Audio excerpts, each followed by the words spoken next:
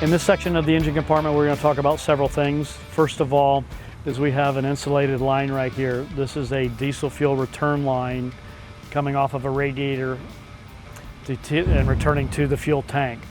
We want to make sure the integrity of this insulation is good at all times. If not, we're going to return hot diesel fuel to the tank after it's already cooled. This section of the engine compartment also houses the valve bank. Each one of the valves has a lever on top of it with a knob on it. You can actually operate any section that is hydraulically controlled from this section while the engine is operated. In this particular section, we have 5 pumps. I'm pointing at the first hydrostat that drives the motor on the front axle. The second hydrostat is going to drive the motors on the mower deck and any attachment that we have up front. We have 3 gear pumps at the back side of this stack set. 1, 2, 3. Those particular gear pumps drive a variety of things, including the steering, including the boom arm, and including the radiator fan. Again, in this engine compartment, what we want to look for is the overall cleanliness of this unit. You're looking for any hydraulic leaks that you may have. You're also looking for dust and dirt and material that may be gathering in this particular section. If you are gathering debris, you want to make sure that you clean it out. This engine compartment section also has the radiator overflow system.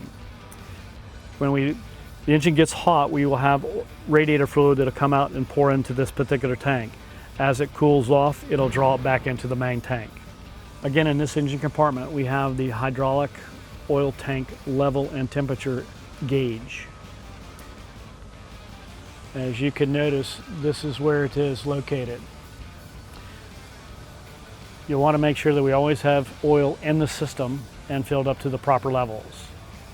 Proper level when the engine is cold is there is a black line across the top of the gauge. We're going to bring the oil level up to that while it's cold. If you overfill it, we have a breather cap on top, and it will self-level over a period of time. So you always want to make sure that your oil level is up to the black line and not to be coming out of the breather tank. In this section of the engine, we have our DEF tank. Our DEF tank is located outside of the engine compartment for cooling purposes. To access the DEF level, to add more fluid to it, we pull this cap off and place our nozzle in and add DEF level to it. What you want to be very sure that the DEF that you're putting in is relatively new and clean.